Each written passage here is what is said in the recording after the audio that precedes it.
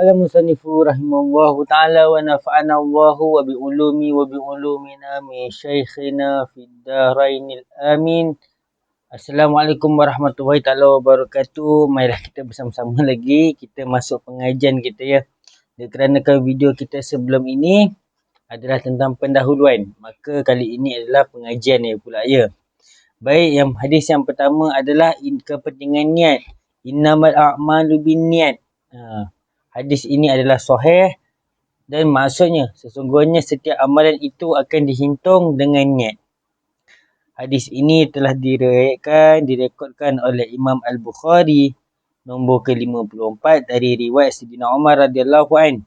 Syarahan bagi hadis.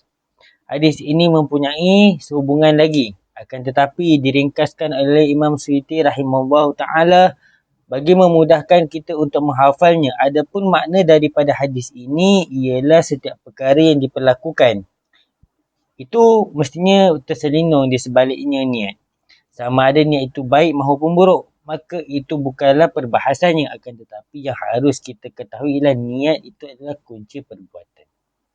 Baik. Maksud hadis ini ialah tentang kepentingan. Baik, kalau kita cuba memahami adalah tentang solat.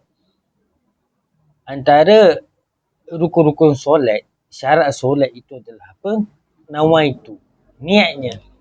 Ataupun kita bahaskan niat ini adalah satu tujuan kita. Contoh kita pergi tandas adalah tujuan. Contoh kalau kita nak pergi semayang. Allahu Akbar, tiba-tiba kan contohnya. Tak sah solatnya dikarenakan tak niat. Niat tu fi qalbi, di dalam hati. Allahu Akbar. Gitu. Niatnya di dalam hati saja. Aku solat subuh 2 rakaat kerana Allah Ta'ala. Gitu. Mesti ada niat. Tak ada niat tak sah perbuatannya itu. Faham? Ya. Ringkas saja hadis ini. Hadis yang kedua ialah larangan untuk melakukan bid'ah. Bid'ah ni apa? Tuan-tuan kita ketahui dahulu bid'ah ni apa. Bid'ah ini adalah satu perkara yang tidak ada pada zaman Nabi SAW. Yang tidak ada pada zaman ni. Contoh handphone tak ada zaman Nabi. Bid'ah. Tetapi bid'ah ini terbagi kepada dua. Bid'ah hasanah dengan bid'ah dolalah. Bid'ah hasanah apa dia? Baik.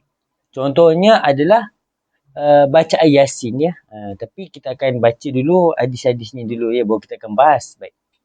Tadi tu sebenarnya definisi mengenai bid'ah. Baik. Man ahdasa fi amrina hadza ma laysa minhu fahuwa raddu. Hadis ini adalah sahih.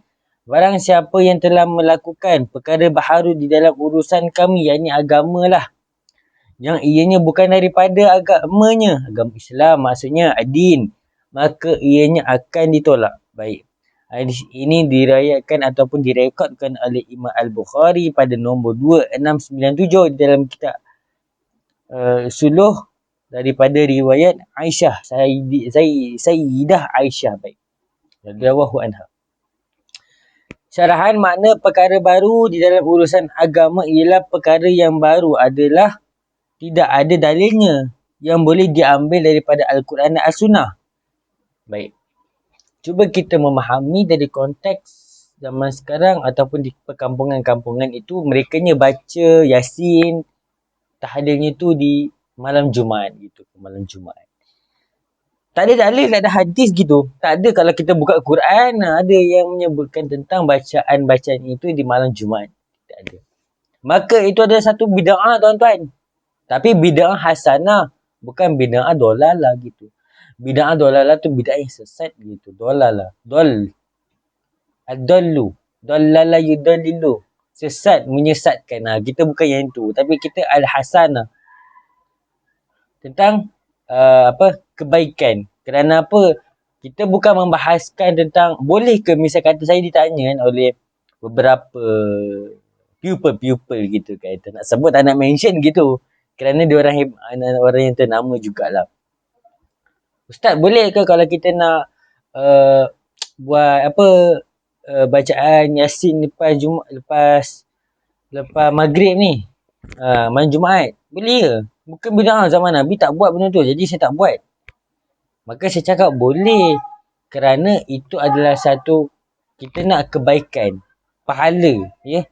fadilat. Bukannya kita nak membahaskan tentang, memang zaman Nabi tak ada buat benda-benda macam ni. Tapi kita nak kebaikan gitu. Contoh yang benda Nabi tak buat Contoh, satu kisah kita cuba relate kan. Kisahnya satu orang sahabat tu, dalam solat dia, Sami'allahu liman hamidah Rabbana lakal hamd hamdan kathiran mubarakan tayyiban fi. Nabi tak pernah baca hamdan kathiran mubarakan tayyiban fi itu. Tapi dibaca, maka habis semayang Nabi jumpa dia. Wahai sahabat, tadi masa semayang atau maknina kau baca apa? Sami'allahu liman hamidah Rabbana lakal hamd hamdan kathiran mubarakan tayyiban fi. Aku baca tu ya Rasulullah. Bahawasanya kau ketahuilah bahawasanya apa yang kau baca itu telah berebut oleh para malaikat untuk mencatat apa yang telah engkau katakan tadi, apa yang kau sebutkan tadi. Nabi tak buat benda tu, benda tu bid'ah gitu kan. Maka Nabi teruskan itu, tak ada masalah. Selagi mana benda itu mendatangkan kebaikan, maka perlulah buat. Tapi di zaman kini kena banyakkan ngaji dulu, banyakkan berdiskusi dengan para alim ulama, dikarenakan kita perbezaan zaman gitu kan. Zaman semakin lama makin meningkat, bukan makin mundur gitu ya. Jadi kita akan baca 2 hadis dahulu. Kita tak akan baca semua dikarenakan saya ada beberapa urusan di luar ya. Baik, kita akhiri dengan tasbih kifaratul subhanahu wa bihamdihi subhanahu wa bihamdika asyhadu an la ilaha illa anta wa astaghfiruka wal asna fi khus ila allazina amanu wa amilus salihati wa tawassaw bil haqq wa tawassaw bis. Assalamualaikum warahmatullahi taala wabarakatuh.